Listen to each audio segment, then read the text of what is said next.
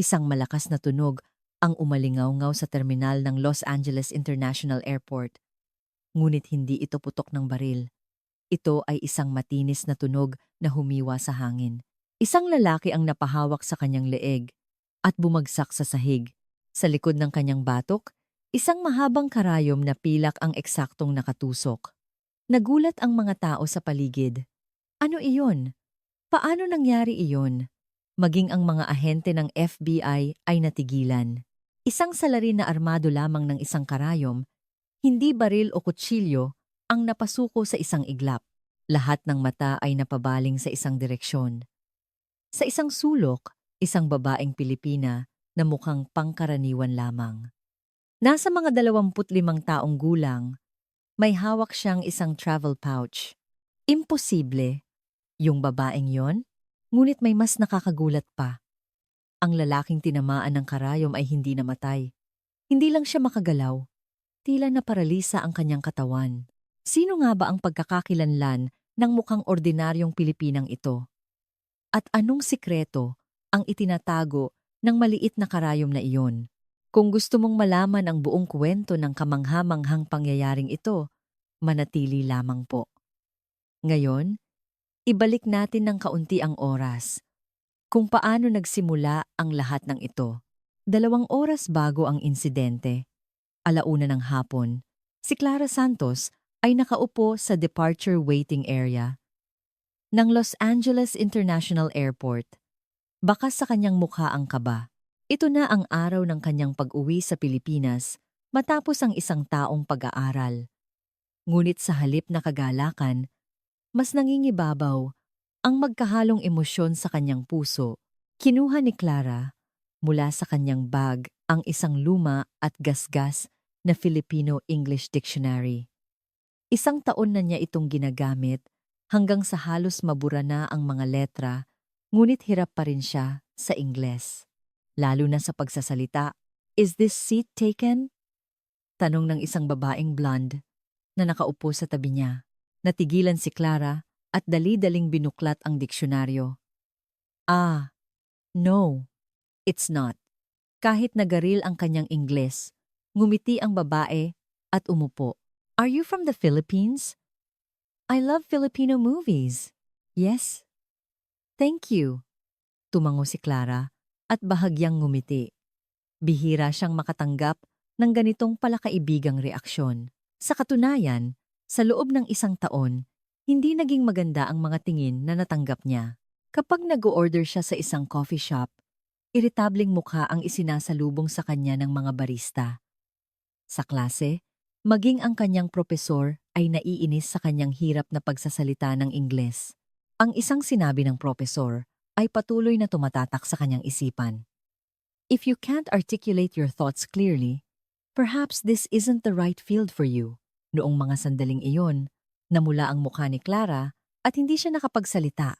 Sa Pilipinas, tinagurian siyang isang henyo. Nagtapos siyang summa cum laude sa kursong Traditional and Complementary Medicine at kapag ginagamot niya ang mga pasyente sa klinika ng kanyang ama, lahat ay humahanga. Iba talaga ang kamay ni Clara. Isang tusok lang ng karayom. Ramdam agad ang epekto. Paano niya nahanap ng ganoon ka-eksakto ang punto ng enerhiya sa isang bata?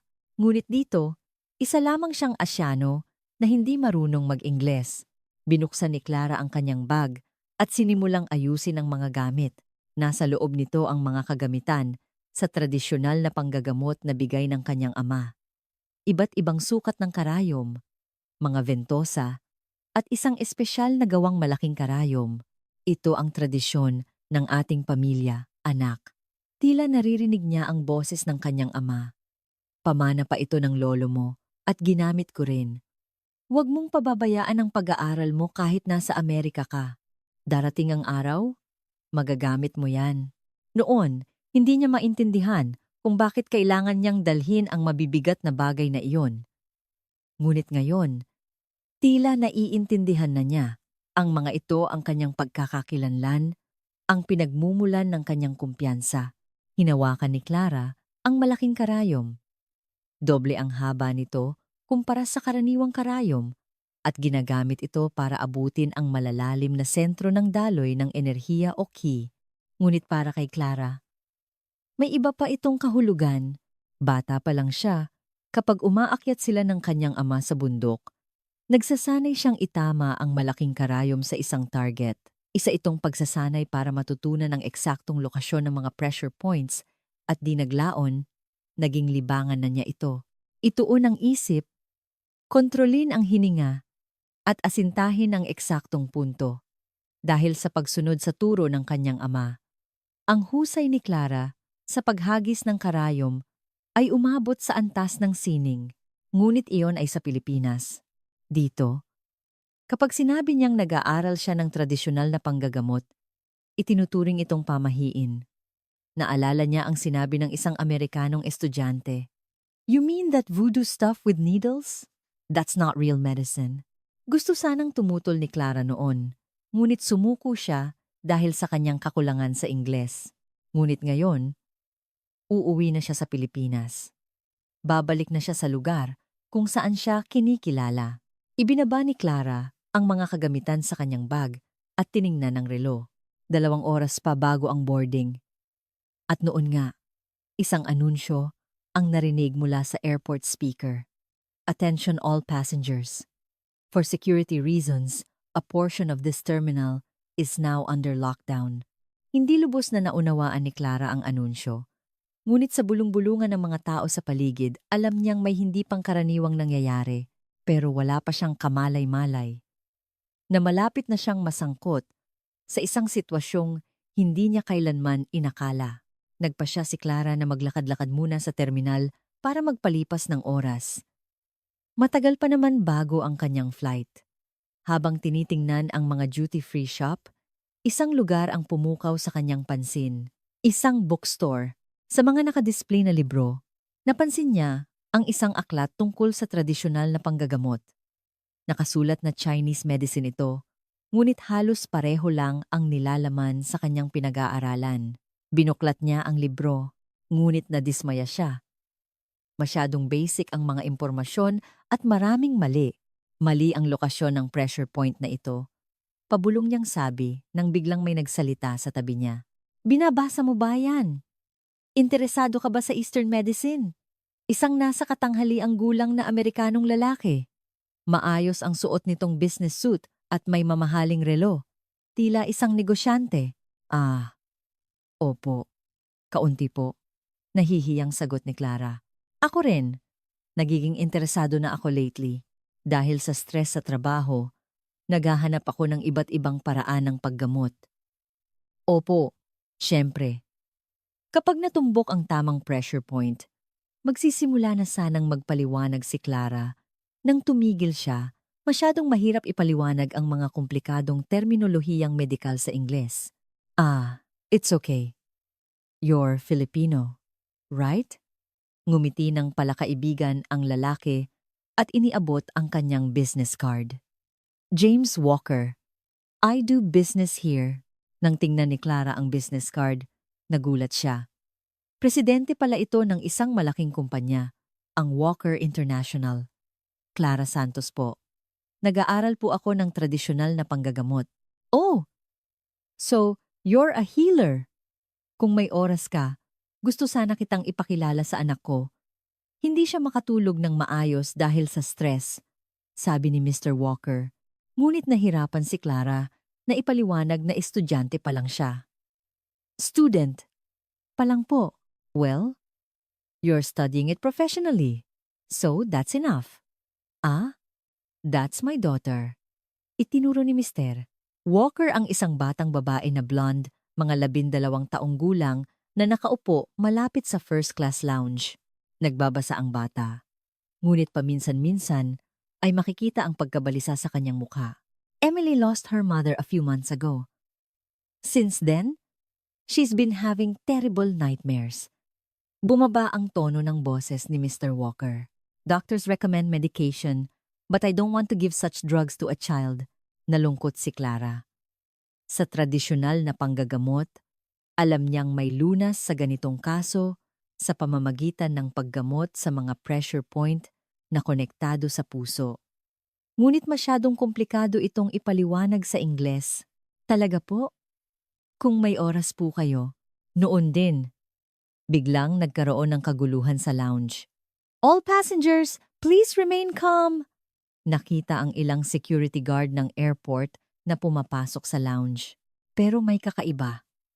Masyado silang nagmamadali at pinalalabas nila ang mga ordinaryong pasahero. Anong nangyayari? Nag-aalalang tanong ni Mr. Walker. Emily, tinawag niya ang kanyang anak at akmang lalapit sa lounge nang harangin siya ng isang security guard. I'm sorry, sir. This area is restricted for security reasons. Pero nandoon ang anak ko. She will be brought out safely soon, sir. Sa kabila ng sinabi ng guard, lalong namutla ang mukha ni Mr. Walker. Nakaramdam din ng kaba si Clara. Noong mga sandaling iyon, isang sigaw ang narinig mula sa loob ng lounge. Daddy! Boses iyon ni Emily. Emily! Susugod na sana si Mr. Walker, ngunit mas mahigpit siyang pinigilan ng guard. Please sir, stay calm. Ngunit naramdaman ni Clara na may mali. Masyadong kahina-hinala ang kilos ng mga security guard. Kung totoong may banta sa seguridad, bakit hindi nila inililikas ang lahat sa ibang lugar? Dahan-dahang lumapit si Clara sa lounge. Isang bentahe pala ang hindi gaanong marunong mag-Ingles. Hindi siya pinapansin o pinag-iingatan ng mga tao. Nagtago siya sa likod ng isang poste at sumilip sa lounge, at isang nakakagimbal na tanawin ang kanyang nasaksihan. Hawak ng mga lalaking nakasuot ng uniforme ng security si Emily, at isa sa kanila ay may hawak na baril. Tumahimik ka! Kapag sumigaw ka, mapapahamak din ang iba. Hindi sila totoong security guards. Sila ay mga kidnapper. Nagsimulang tumibok ng mabilis ang puso ni Clara. Hindi niya alam ang gagawin. Maari siyang tumawag ng pulis, ngunit sa mga sandaling iyon, maaaring mapahamak si Emily. Daddy, tulong! Narinig niyang muli ang maliit na boses ni Emily.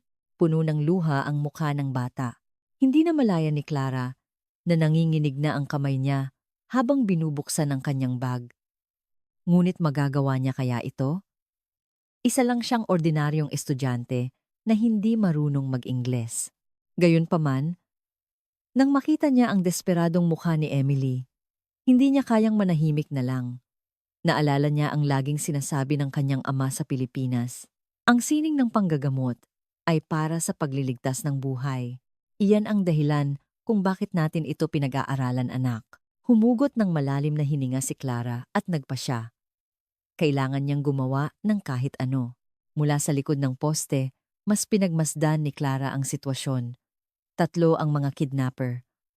Ang mukhang leader ay kalmado ngunit may malamig na tingin, habang ang dalawa pa ay kinakabahang tumitingin sa paligid.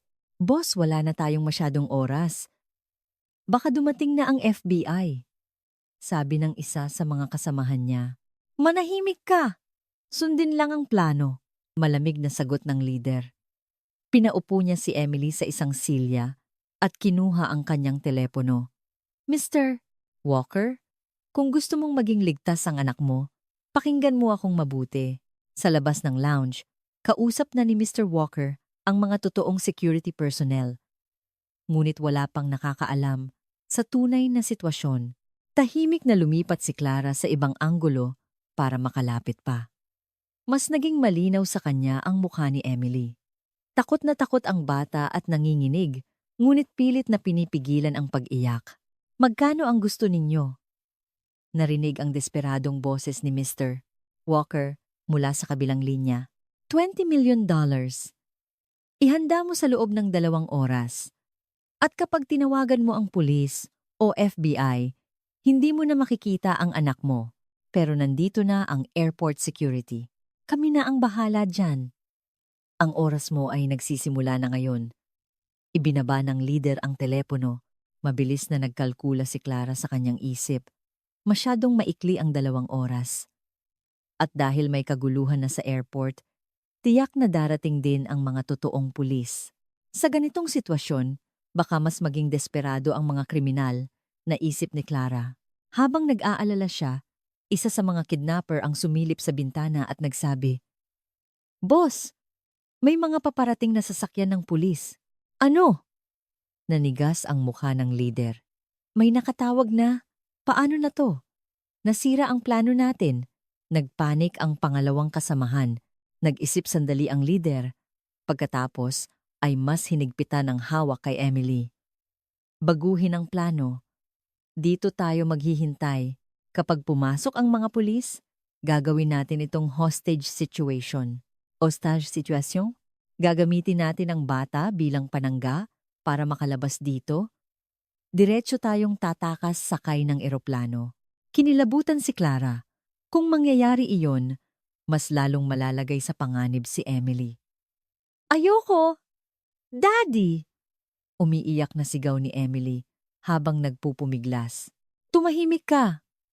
Akmang tatakpan ng isang kidnapper ang bibig ni Emily. Sa sandaling iyon, umakyat ang galit sa dibdib ni Clara. Naalala niya ang mga batang pumupunta sa klinika ng kanyang ama sa Pilipinas. Kapag may mga batang may sakit at takot, laging mas malumanay at maingat ang kanyang ama sa paggamot. Ang mga bata ay dapat protektahan ng mga nakatatanda. "Iyan ang ating tungkulin." Tila narinig niya ang boses ng kanyang ama. Hindi na nag-atubili pa si Clara. Tahimik niyang kinuha ang kanyang cellphone mula sa bag.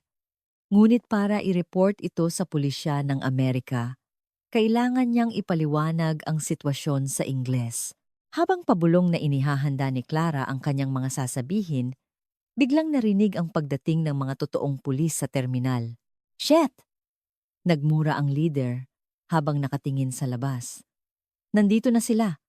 Siguradong may nag-report na. Anong gagawin natin, boss?" "Simulan na natin. Dalhin ang bata at lumabas na tayo." Inilabas ng leader ang kanyang baril.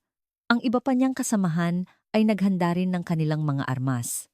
Pakiramdam ni Clara ay sasabog na ang kanyang puso. Kung hahayaan niya ito, tiyak na mapapahamak si Emily. Sinubukan ni Clara na ipaliwanag ang sitwasyon sa kanyang pira-pirasong Ingles. Ngunit sa sobrang pagmamadali, hindi niya ito na iparating ng maayos.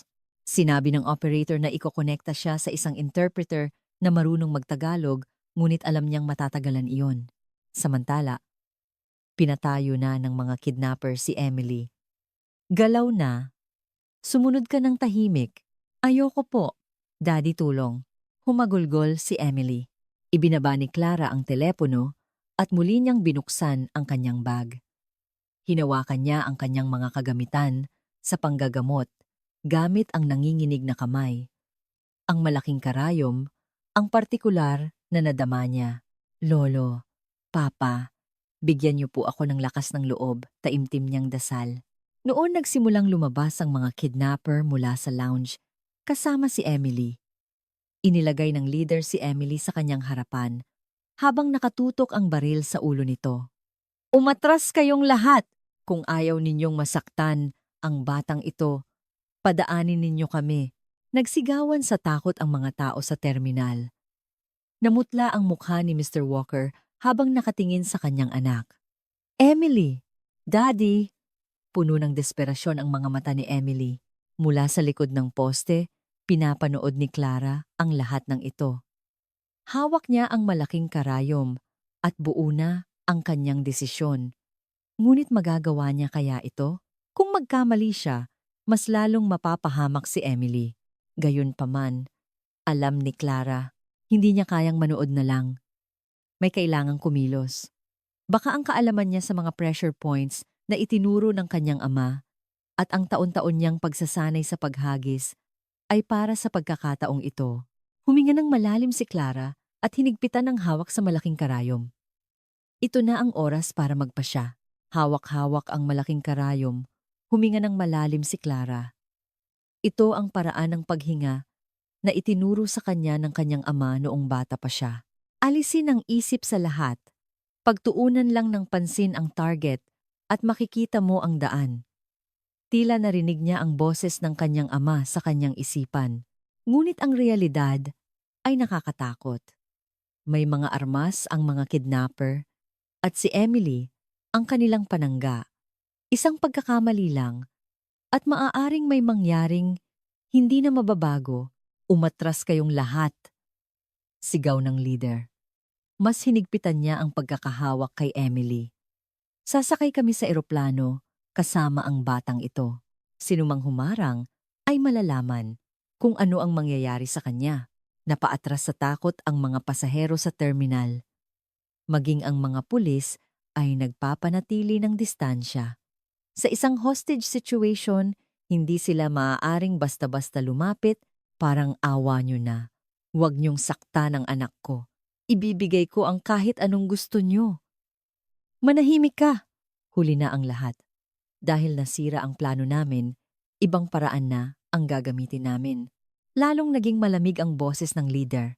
Muling sinuri ni Clara ang posisyon ng mga kidnapper. Ang leader ay nasa likuran mismo ni Emily, habang ang dalawa pa ay nagbabantay sa magkabilang panig. Ang punto sa likod ng batok, bulong ni Clara sa kanyang isipan. Isa iyon sa mga pangunahing pressure points sa batok. Kapag natamaan ito ng tama, bigla ang mawawalan ng malay o balanse ang isang tao. Noong bata pa siya, kapag umaakyat sila ng kanyang ama sa bundok, naglalaro sila ng pagtama sa mga pressure points na iginuhit sa isang larawan ng tao sa puno. Noong una, hindi niya ito matamaan. Ngunit pagkatapos ng daan-daan, libu-libong pagsasanay, kaya na niyang tamaan ito kahit nakapikit. Ngunit iyon ay isang target na hindi gumagalaw. Ngayon, iba ang sitwasyon. Emily, huwag kang matakot anak. Ililigtas ka ni Daddy, sabi ni Mr. Walker sa kanyang anak. Ngunit nanginginig din ang kanyang boses. Sumagot si Emily sa mahinang boses.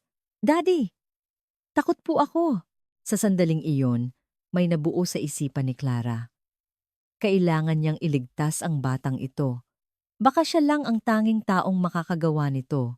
Tahimik na gumalaw si Clara para humanap ng mas magandang anggulo gamit ang mga poste. Gumalaw siya nang hindi napapansin ng mga kidnapper. Mabuti na lang. Lahat ng atensyon ay nasa mga kidnapper kaya walang nakapansin sa kanya. Habang papalapit, mas luminaw ang itsura ng lider. Tiyak na niya ang lokasyon ng punto sa likod ng batok nito. Ang distansya ay mga 10 metro. Kaya kong abutin, kalkula ni Clara. Ngunit ang problema ay si Emily na nasa harapan mismo. Kung bahagya siyang sumablay, maaaring tamaan ng bata. Focus, focus. Ginamit ni Clara ang paraan ng meditasyon na itinuro ng kanyang ama. Unti-unting nawala ang ingay sa paligid at tanging ang target na lang ang kanyang nakikita. Noon, nagsalita ang isa sa mga kasamahan ng leader boss. Palapit na ng palapit ang mga pulis. Baka makorner tayo. Huwag kang mag-alala. Hawak natin ang hostage, hindi sila basta-basta kikilos, sabi ng leader. Ngunit may kaba na rin sa kanyang boses. Mas mabuting kumilos na tayo ng mabilis. Sige. Papunta na tayo sa gate. Nagsimulang kumilos ang mga kidnapper. Ito na talaga ang huling pagkakataon. Mas hinigpitan ni Clara ang hawak sa karayom. Pinagpapawisan ng malamig ang kanyang palad, ngunit ang dulo ng kanyang mga daliri ay nakakagulat na kalmado. Lolo! Papa! Tulungan niyo po ako! Dasal niya! At noon din, natapilok si Emily at nawalan ng balanse. Sa sandaling iyon, yumuko ang leader para saluhin siya. Ngayon na! Isang ideya na parang kidlat ang pumasok sa isip ni Clara. Ang batok ng leader ay ganap na nakalantad. Ginawa ni Clara ang kilos na libu-libong beses niyang inensayo. Huminga siya ng malalim. Iniatras ang kanyang braso at inipon ang lahat ng kanyang lakas para ihagis ang malaking karayom. Humiwa sa hangin ang pilak na karayom at lumipad diretsyo patungo sa target. Tila huminto ang oras. Sa mga mata ni Clara, tanging ang landas ng karayom ang kanyang nakikita.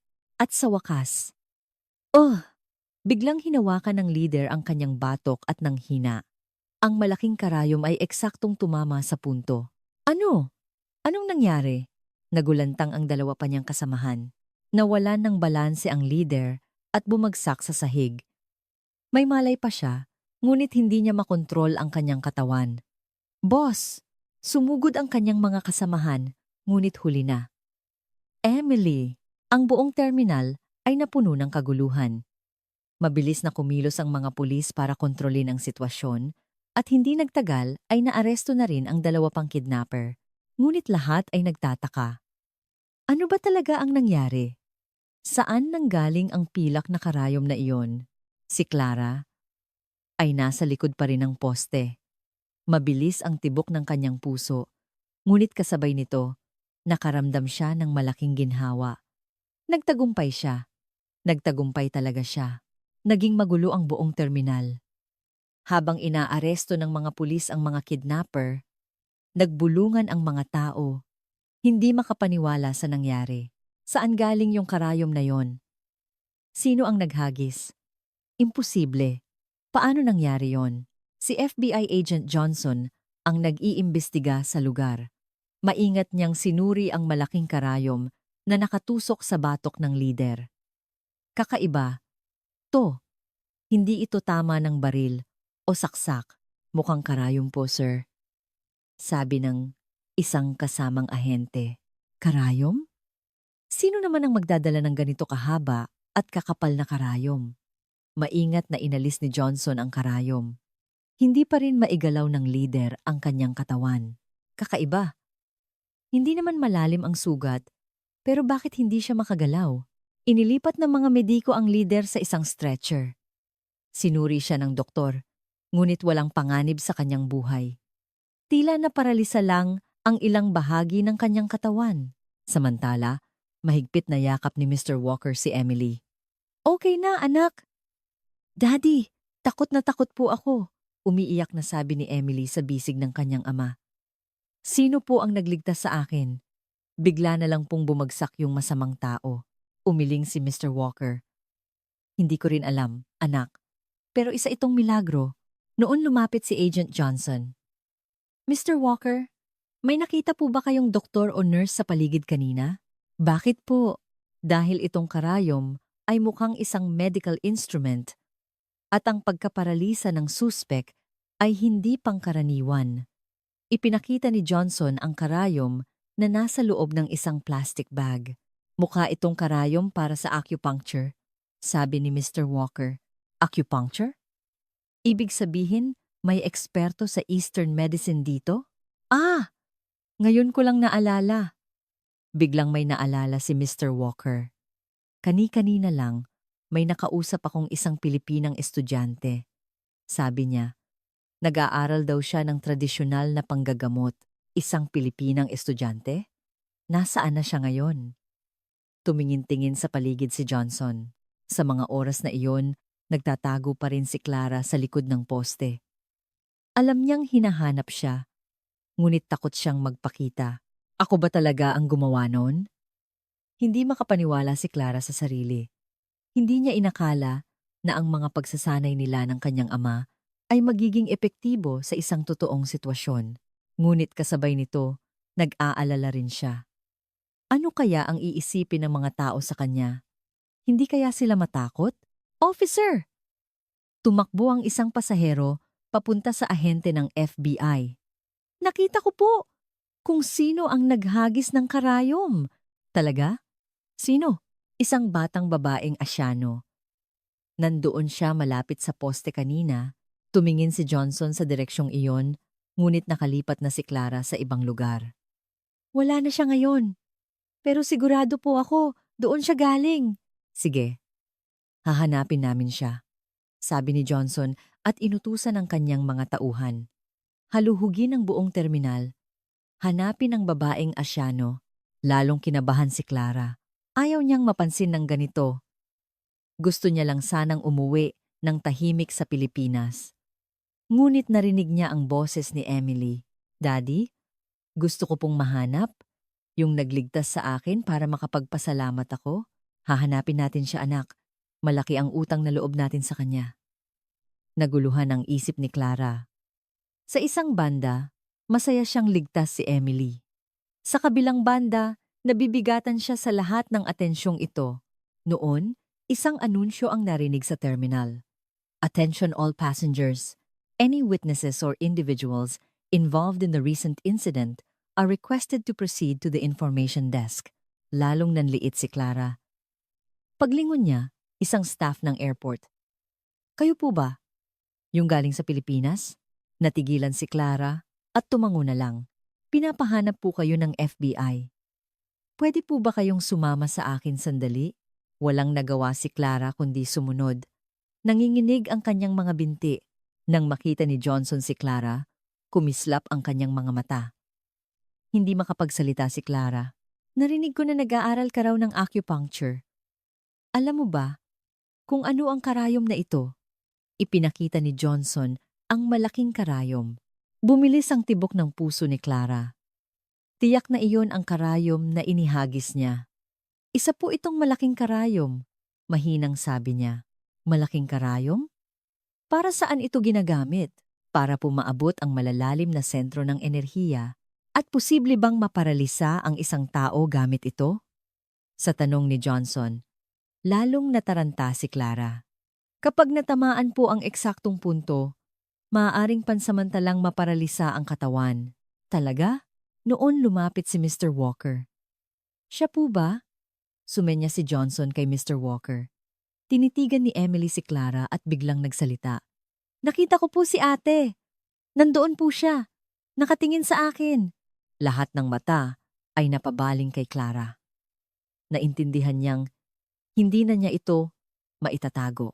Sa nanginginig na boses, sinabi niya, Ako po. Ako po. Ako po ang naghagis. Sa pag-amin ni Clara, biglang tumahimik ang paligid. Lahat ay nakatingin sa kanya na may ekspresyong hindi makapaniwala. Talaga? Gulat na tanong ni Johnson. Gamit ang maliit na bagay na yan, nagawa niyang tumama ng ganoon ka-eksakto. Bulong ng isa pang ahente ng FBI. Tumango si Clara. Hindi na niya ito maitatago. Paano naging posible yon? Tanong ni Mr. Walker. Nagsimulang magpaliwanag si Clara sa nanginginig na boses. Ipinanganak po ako sa pamilya ng mga tradisyonal na manggagamot. Ang lolo ko po at ang tatay ko ay parehong manggagamot. Manggagamot? Opo. Bata pa lang po ako.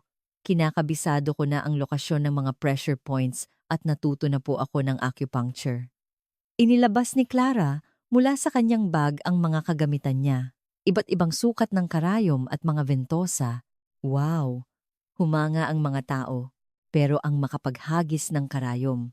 Nagtatakang, sabi ni Johnson, para po matutunan ko ang eksaktong lokasyon ng mga pressure points, pinagsasanay po ako ng tatay ko na maghagis ng karayom sa isang target mula pa noong bata ako. Sa target? Opo. Kapag umaakyat po kami sa bundok, gumuguhit kami ng katawan ng tao sa puno at sinasanay kong tamaan ng eksakto ang mga pressure points. Lalong humanga ang mga nakarinig sa paliwanag ni Clara. Pero ang kakayahang magparalisa ng tao.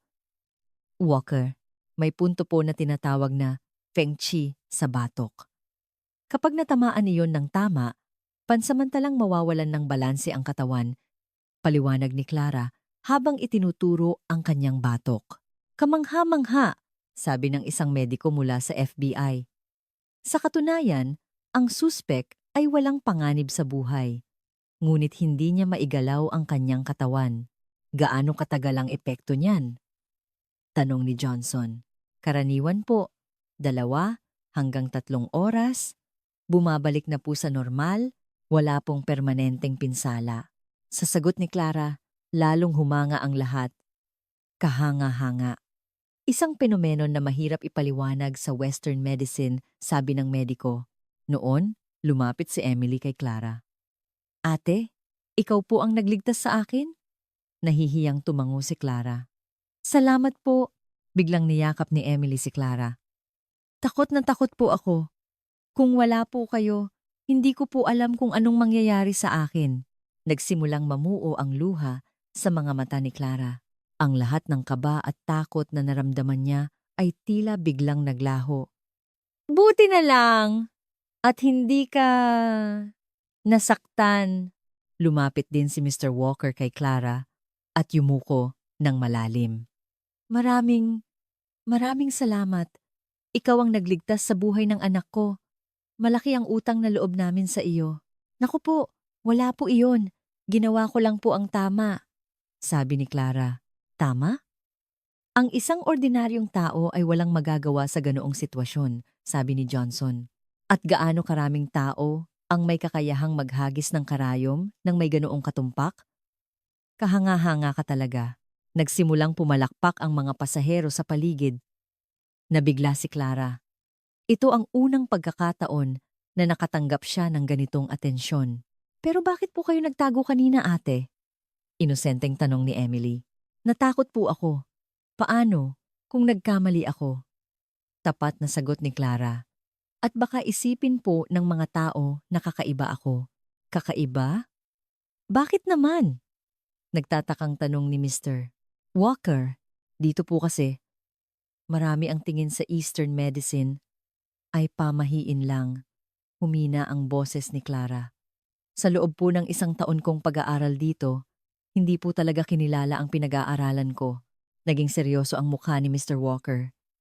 May ganoong pag-iisip pala. Patawarin mo kami. Naku, hindi po. Dahil sa nangyari ngayon, napatunayan ko kung gaano kahanga-hanga ang kaalaman sa tradisyonal na panggagamot. Noon sumingit si Johnson. May iba ka pa bang kakayahan? Bukod sa ipinakita mo ngayon, nag-atubili sandali si Clara. At sa mahinang boses, sinabi niya, sa totoo po, sa Pilipinas, tinatawag po akong henyo sa larangan namin. Henyo? Opo. Nagtapos po ako bilang summa cum laude. At sa klinika po ng tatay ko, kapag ginagamot ko ang mga pasyente. Napahinto si Clara. Tila nagmamayabang na siya. Ituloy mo lang. Pag-engganyo ni Mr. Walker. Ang mga sakit po na karaniwang kailangan ng ilang sesyon ng gamutan, nagagamot ko po minsan sa 1 beses lang. Kakaiba raw po kasi ang abilidad kong mahanap ang eksaktong pressure points. Talaga? Kumislap ang mga mata ni Emily. Kung ganoon, isa po kayong napakagaling na doktora, ate. Estudyante pa lang po ako. Kahit na, isa ka ng mahusay na manggagamot, matatag na sabi ni Mr. Walker. Ang ipinakita mo ngayon ay hindi kayang gayahin ng kahit sino. Muling pumalakpak ang mga tao. Sa unang pagkakataon, naramdaman ni Clara na maipagmamalaki niya ang kanyang sarili. Dati, lagi siyang nahihiya at gustong itago ito. Ngayon, iba na. Salamat po. Maraming salamat po, sabi ni Clara habang nangingilid ang luha. 1 taon po talaga akong nahirapan dito. Marahang tinapik ni Mr. Walker ang balikat ni Clara. Mula ngayon, maging taas noo ka. Isa kang napaka-espesyal na tao. Opo. Isa po kayong bayani, ate. Masayang sabi ni Emily. Sa wakas, ngumiti ng malawak si Clara. Ang unang tunay na ngiti niya sa loob ng 1 taon, ngunit hindi pa ito ang katapusan. Mayroon pang mas malaking sikreto na hindi pa nabubunyag. Nang maayos na ang sitwasyon at bumalik sa normal ang terminal, nag-alok si Mr. Walker kay Clara. Kung may oras ka, pwede mo bang tingnan si Emily? Po? Nagulat si Clara. Tulad ng sabi ko kanina, ilang buwan nang hindi makatulog si Emily dahil sa mga bangungot. Puro gamot lang ang inirerekomenda ng mga doktor. Puno ng pag-aalala ang mukha ni Mr. Walker. Makakatulong kaya ang tradisyonal na panggagamot? Nag-isip sandali si Clara. Isang insomnia na dulot ng trauma sa pagkawala ng ina, tiyak na kayang gamutin ito ng tradisyonal na pamamaraan. Sige po, titingnan ko po siya. Lumapit si Clara kay Emily. Emily, pwede bang tingnan ka ni ate sandali? Opo. Masayang sagot ni Emily. Hinawakan ni Clara ang pulso ni Emily para suriin ang kanyang pulso. Tiningnan din niya ang kulay ng kanyang mga mata at dila. Naging seryoso ang mukha ni Clara. Kumusta? Nag-aalalang tanong ni Mr. Walker. May problema po sa daloy ng enerhiya na konektado sa kanyang puso. Dahil po sa matinding emosyonal na pagkabigla, Naging hindi stable ang kanyang shen o espiritu. Shen? Opo.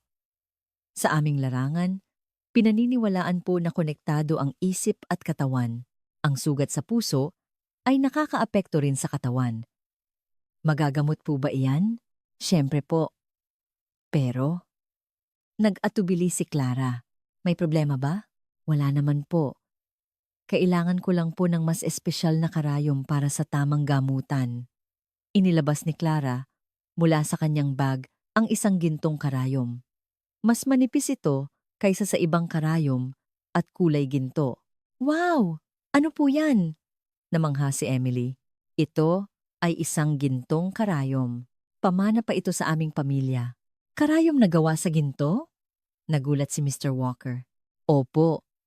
Ang ginto po ay hindi nakakasama sa katawan at maganda ang daloy ng enerhiya dito, kaya mas epektibo po ang gamutan. Nang itaas ni Clara ang gintong karayom, humanga ang mga tao sa paligid.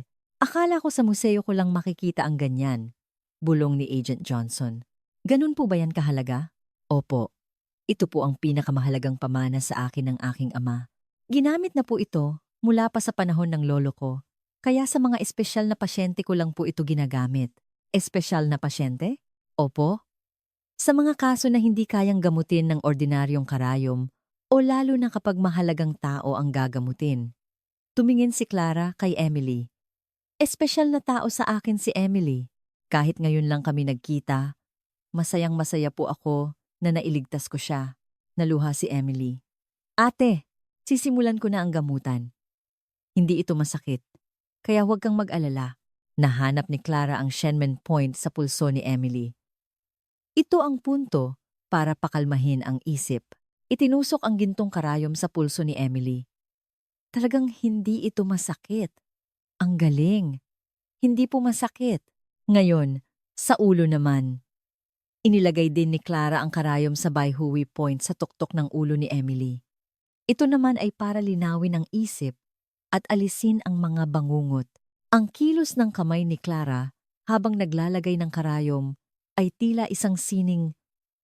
Napakagaling. Humanga ang isang mediko. Ilang taon kaya ang kailangan para matutunan yan? Mula pa po pagkabata, mahinang sagot ni Clara. Ngunit sa totoo lang, may iba pang dahilan. Mayroon talagang likas na talento si Clara. Tapos na.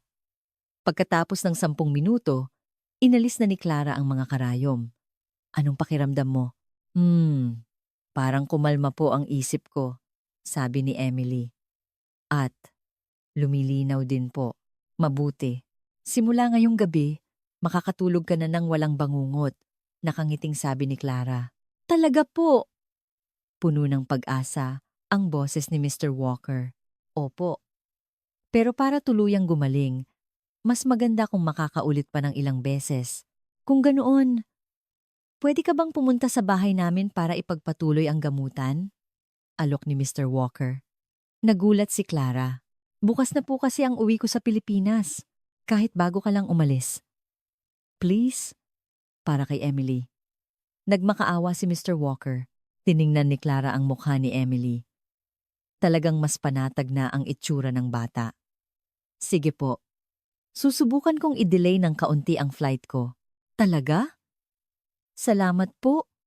Niyakap ni Emily si Clara. Noon lumapit si Johnson. Pwede ka rin bang maging consultant para sa police department? Sa police department po? Oo. Sa mga emergency situation, na tulad nito, malaking tulong. Kung may eksperto sa Eastern medicine, talagang nagulat si Clara. Kahit sa Pilipinas, hindi siya nakaranas ng ganitong pagtrato. Hindi siya makapaniwala na kinikilala siya ng ganito rito. Siyempre, ang ipinakita mong kakayahan ngayon ay walang sino mang makakagawa. Noon, nagsimulang lumapit ang mga tao mula sa iba't ibang panig ng terminal. Pwede mo rin po ba akong tingnan? Masakit po ang likod ko. Malala po ang insomnia ko. Sa isang iglap, napalibutan ng mga tao si Clara. Natulala siya. Ito ang unang pagkakataon na nangyari ito. Sandali lang po. Pinigilan ni Mr. Walker ang mga tao. Ginagamot niya pa po ang anak ko. Baka sa susunod na pagkakataon, ngunit iba ang sinabi ni Clara. Okay lang po. Titingnan ko po sila isa-isa. Talaga? Opo. Kailan pa po kaya mauulit ang ganitong pagkakataon? Puno ng kumpiyansa ang mukha ni Clara. Ayaw na niyang itago ang kanyang kakayahan. Gusto niyang ipakita ang tunay na lakas ng tradisyonal na panggagamot. Lumipas ang isang oras. Isa-isang ginamot ni Clara ang mga taong nakapila. Ang isang lalaking may edad na dumadaing sa sakit ng likod ay naituwid ang katawan pagkatapos ng ilang tusok. Ang isang babaeng may matinding sakit ng ulo ay gumaan agad ang pakiramdam sa isang dampilang sa yintang point sa kanyang noo. Hindi ko akalain na ganito kabilis gagaling. Napakagaling! Wala akong ininom na gamot. Pero ito ba ang tunay na lakas ng Eastern medicine? Umalingaw-ngaw sa terminal ang paghanga ng mga tao.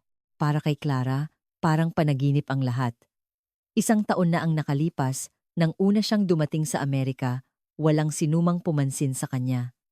Ngayon, napakaraming tao ang naghahanap sa kanya. Next please, sabi ni Clara. Lumapit si Agent Johnson na kanina pa siya hinahanap. Sa totoo lang, may matagal na akong injury sa balikat. Sa balikat po? Oo. Nakuha ko ito sa isang operasyon. Ilang taon na ang nakalipas at patuloy na sumasakit. Sinuri ni Clara ang balikat ni Johnson at nakita ang bara sa daloy ng enerhiya malapit sa Jianjing Point. May bukol po rito. Tatanggalin ko po gamit ang karayom. Tumama ang gintong karayom sa eksaktong punto. Wow! Parang may umiinit na pakiramdam. Gumaganda na po ang sirkulasyon ng dugo ninyo. Ilang sandali pa, inikot ni Johnson ang kanyang balikat. Wow! Ang galing! Ilang taon na itong masakit. Hindi na po yan sasakit. Tumingin si Johnson kay Clara na may taus-pusong paghanga. Napakagaling ninyo. Napasuko niyo ang kriminal at nagpagaling pa kayo ng tao. Noon lumapit si Mr. Walker. Miss Santos, maraming salamat. Malaki na ang iginanda ng pakiramdam ni Emily. Mabuti naman po. Pero may isa pa po akong hiling. Naging seryoso ang mukha ni Mr. Walker. Plano po ng aming kumpanya na magtayo ng isang research institute para sa Eastern medicine. Pwede po ba kayong sumali? Research institute po? Nagulat si Clara. Opo. Nakita ko po ngayon na kapag pinagsama ang Eastern at Western medicine, malaki ang magiging resulta. Pero, estudyante pa lang po ako. Sapat na po ang galing ninyo. At buo po ang suporta namin sa inyo. Sumang-ayon din ang mga taong nakarinig sa alok ni Mr. Walker. Magandang oportunidad yan. Kung may tulad mo rito, maraming tao ang matutulungan. Ngunit nag-atubili si Clara. Salamat po, pero kailangan ko na pong bumalik sa Pilipinas. Sa Pilipinas? Bakit? Nang hinayang si Emily. Nag-isip sandali si Clara. At tahimik na nagsalita. May iba po kasi akong dahilan kung bakit ako pumunta sa Amerika. Anong dahilan po? May sakit po ang tatay ko. Tumahimik ang lahat. Na-stroke po siya. Kailangan ko po siyang gamutin. Nanginginig ang boses ni Clara. Kaya po ako pumunta rito para mag-aral ng mga pinakabagong paraan ng paggamot. Ganoon pala? Puno ng pag-unawa ang mukha ni Mr. Walker. Kung ganoon, mas lalo kang dapat umuwi. Opo, pero masaya po ako na nakilala ako rito ng ganito. Taos-pusong sabi ni Clara. Isang taon po talaga akong nahirapan. Walang kumilala sa pinag-aaralan ko. Magbabago na yan ngayon, sabi ni Johnson. Kapag lumabas sa balita ang nangyari ngayon, makikilala ka ng buong mundo. Sa balita? Oo. Isang Pilipinang estudyante, pinasuko ang armadong magnanakaw gamit ang isang karayom. Saan ka pa makakahanap ng ganyang balita? Nahiya si Clara. Sobra naman po yan. Hindi sobra yan. Isa kang tunay na bayani, sabi ni Emily. At isang napakagaling na manggagamot. Noon, isang anunsyo ang narinig sa terminal. All passengers for the flight to Manila, boarding has now begun. Dumating na ang oras ng flight ni Clara. Ay! Ang bilis nang hinayang si Emily. Ate, pag nasa Pilipinas ka na, tawagan mo kami ha? Siyempre, niyakap ni Clara si Emily. Ikaw din, matulog ka ng maayos at maging malusog. Iniabot ni Mr. Walker ang kanyang business card kay Clara. Kung magbago ang isip mo, tawagan mo lang kami. Lagi kang welcome. Salamat po. Maraming salamat po. Yumuko ng malalim si Clara. Dahil po sa inyo, nalaman ko ulit kung sino ako. Nakipagkamay din si Johnson. Isa kang napaka-espesyal na tao. Sana'y marami ka pang matulungang tao. Opo, gagawin ko po. Isinukbit ni Clara ang kanyang bag at naglakad papunta sa gate. Maraming tao ang naghatid sa kanya ng tingin. Ingat po, fighting! Sana gumaling na po ang tatay ninyo. Lumingon si Clara at kumaway. May luha sa kanyang mga mata, ngunit ang kanyang mukha ay masaya. Habang pasakay sa eroplano, naisip ni Clara, 1 taon na ang nakalipas.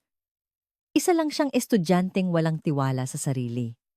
Ngayon, iba na. Alam na niya kung sino siya at kung ano ang kaya niyang gawin.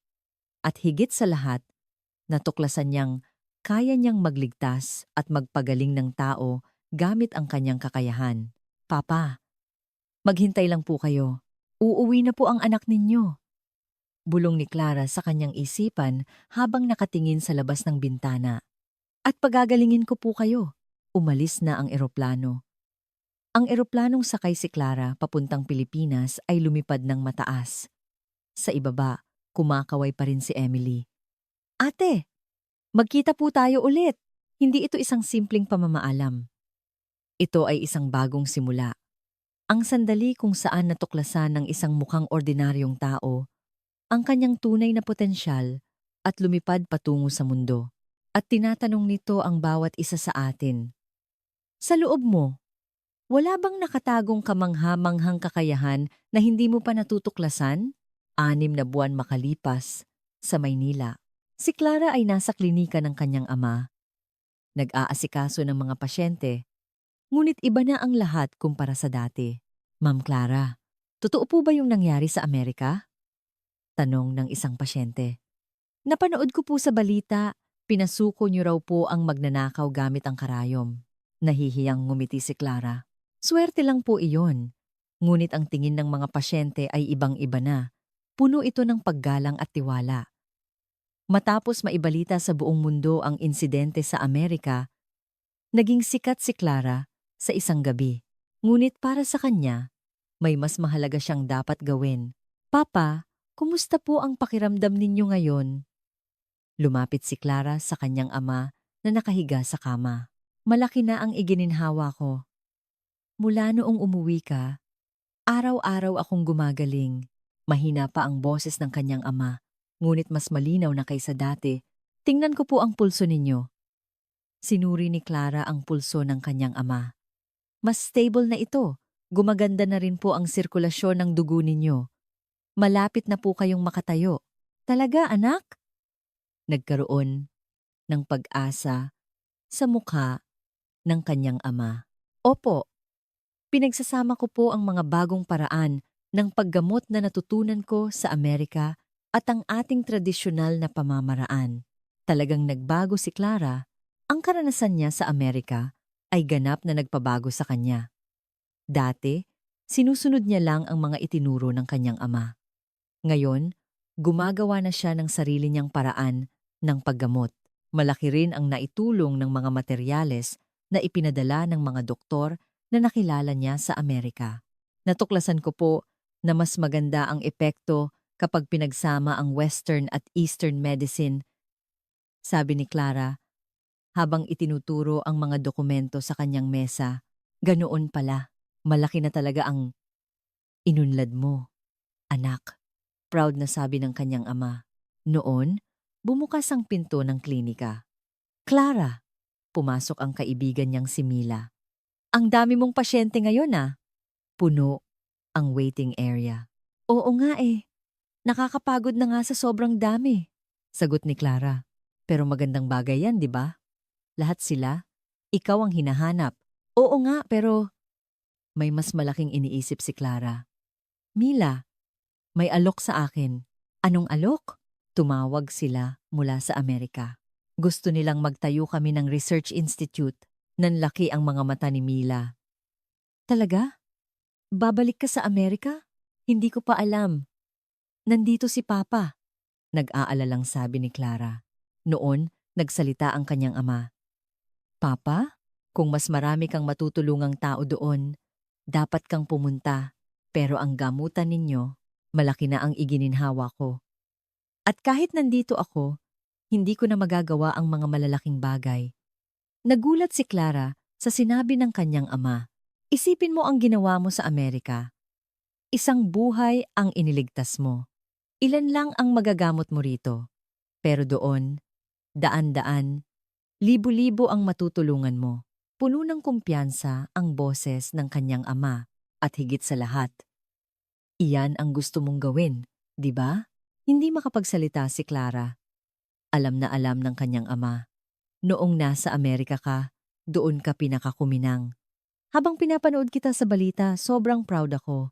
Anak, ipakilala mo sa mundo ang ipinamana sa atin ng ating mga ninuno. Iyan ang tunay na pasasalamat. Naluha si Clara. Pero iiwan ko po kayo. Hanggang kailan mo ako gagawing dahilan para hindi ka lumipad? Oras na para lumipad ka. Anak, sumang-ayon si Mila. Clara, tama ang papa mo. Para ka sa mas malaking entablado. Pero, at nandito naman ako. Aalagaan ko si Tito. Pangako ni Mila. Nag-isip ng malalim si Clara. Isang napakahirap na desisyon. Noon, tumunog ang kanyang cellphone. Hello? Tawag mula sa Amerika. Si Mr. Walker, Miss Santos. Hello, Mr. Walker? Kumusta po? Pinapakamusta ka ni Emily. Sobrang lusog na niya ngayon.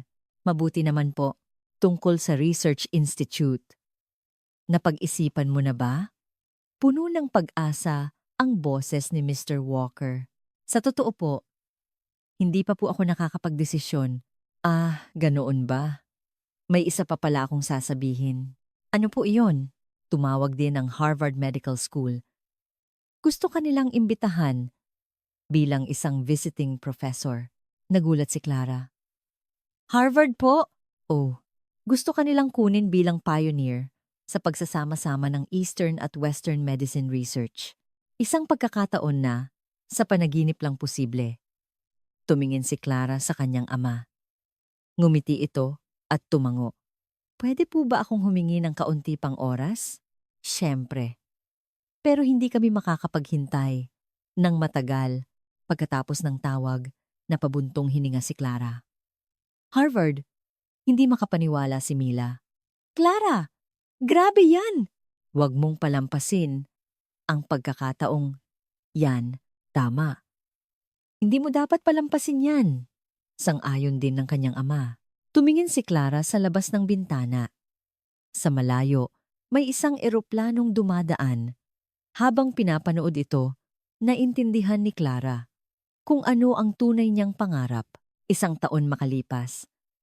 Sa Boston, sa isang lecture hall sa Harvard Medical School, nagtuturo si Clara sa mga estudyante.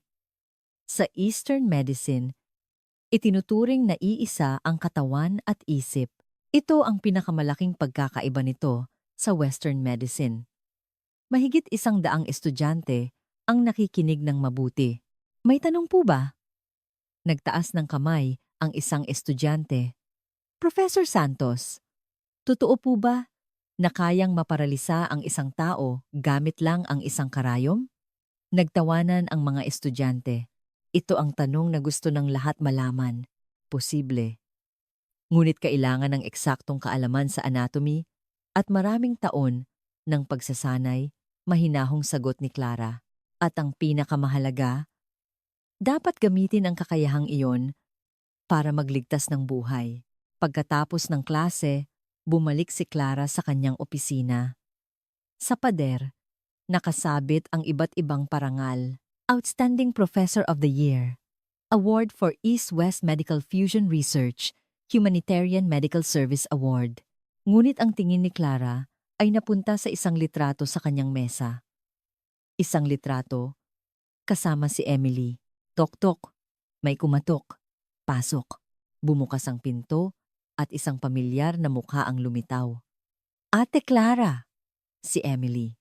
Ngayon, 14 na taong gulang na, mas matangkad na at mas masayahin. Emily, kailan ka pa dumating? Kadarating lang po namin ni Daddy. Pumasok din si Mr. Walker. Professor Santos, it's been a while. Mr. Walker, kayo rin po. Gusto po kasing makita ni Emily si Ate Clara, sabi niya habang niyayakap si Clara. Ate, dahil po sa inyo, sobrang lakas ko na. Nawala na po lahat ng bangungot ko. Mabuti naman. Kumusta ang pag-aaral mo? Okay naman po. Pero ate, gusto ko na rin pong maging doktor. Talaga? Opo. Tulad niyo po. Gusto kong tumulong sa mga tao. Ikinatuwa ito ni Clara. Anong klaseng doktor ang gusto mong maging? Gusto ko pong mag-aral ng Eastern Medicine. Turuan niyo po ako, ate. Kumislap ang mga mata ni Emily. Haha, bata ka pa. Hindi po. Seryoso po ako. Ngumiti si Mr. Walker at sinabing, nag-aaral na nga ng Tagalog si Emily ngayon. Talaga? Ate, kumusta po kayo? Sabi ni Emily sa garil na Tagalog. Nagulat si Clara. Ang galing ng accent mo. Kailan ka pa natuto? Online po. Gusto ko pong matutunan ang wika ninyo, ate. Gumaan ang pakiramdam ni Clara. Professor Santos, kumusta na po ang Research Institute? Tanong ni Mr. Walker. Nalaman na, mangsata, bongbang, maayos naman po. Daan-daan na ang pasyente namin. Napakagaling. Lalo na po ang mga pasyenteng hindi magamot ng Western medicine ang dumarating. Proud na sabi ni Clara. At sa susunod na buwan, darating na po ang papa ko mula sa Pilipinas. Talaga po? Opo. Sabi niya, gusto niya raw pong makasama sa research. Sobrang saya ni Clara. Ganap nang gumaling ang kanyang ama at magkakasama na sila sa trabaho. At may isa pa pong magandang balita. Ano po iyon? Curious na tanong ni Emily. Next week po, may TV interview ako. Isang programa para ipakilala ang Eastern Medicine. Wow! Lalabas po kayo sa TV, ate? Gusto kong ipakita sa maraming tao ang kamangha-manghang lakas ng tradisyonal na panggagamot. Humanga si Mr. Walker. Napakagaling ninyo.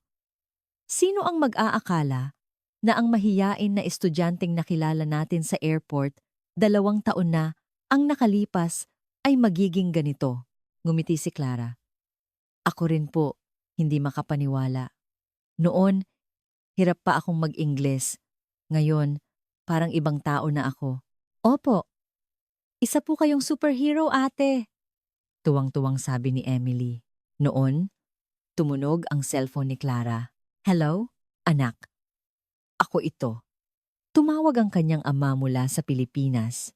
Papa, kumusta po kayo? Mabuti naman. Napanood mo ba ang balita ngayon? Anong balita po? Inanunsyo ng White House na susuportahan nila ng budget ang research sa Eastern Medicine. Nagulat si Clara. Talaga po? Oo. Mukhang dahil sa'yo. Nabanggit din ang pangalan mo sa article. Hindi makapaniwala si Clara. Napakalaking bagay pala ang ginagawa ko. Proud na proud ako sa'yo, anak. Pagkababa ng telepono, humanga si Clara. Magandang balita po ba? Tanong ni Mr. Walker. Opo. Susuportahan daw po ng gobyerno ang research namin. Wow! Napakagaling! Pumalakpak si Emily. Tumingin si Clara sa labas ng bintana. Ang magandang tanawin ng Harvard campus. Kung iisipin ang nanginginig na sarili sa airport 2 taon na, ang nakalipas, napakarami na ngang nagbago. Ate, anong iniisip nyo? Tanong ni Emily. Namamanghalang. Hindi ko akalain na makakarating ako rito. Ako po. Alam ko na pong espesyal kayo mula pa noong una. Talaga? Opo. Noong araw na yon sa airport, nung niligtas niyo ako, naisip ko, Anghel po si ate. Naluha si Clara. Salamat, Emily. Ako po ang dapat magpasalamat sa inyo, ate.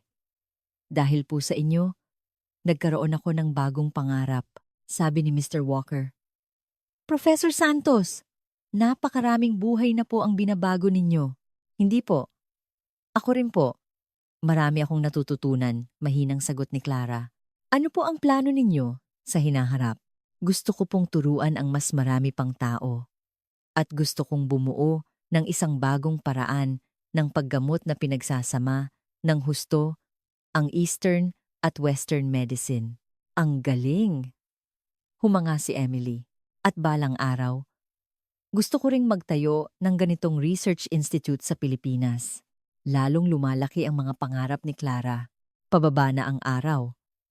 Pumasok ang sinag ng dapit hapon sa bintana ng kanyang opisina. Naisip ni Clara, minsan, ang pinakamahirap na sandali sa buhay ang nagiging pinakamalaking pagkakataon. At kung gaano kahalaga na maniwala sa potensyal na nakatago sa iyong sarili. Ang kanyang paglalakbay ay hindi pa tapos. Nagsisimula pa lang ito. At sa kung saang lugar, ang mga taong hindi pa natutuklasan ang kanilang potensyal ay makakakuha ng lakas ng loob sa kwento ni Clara. Ano ang iyong kwento?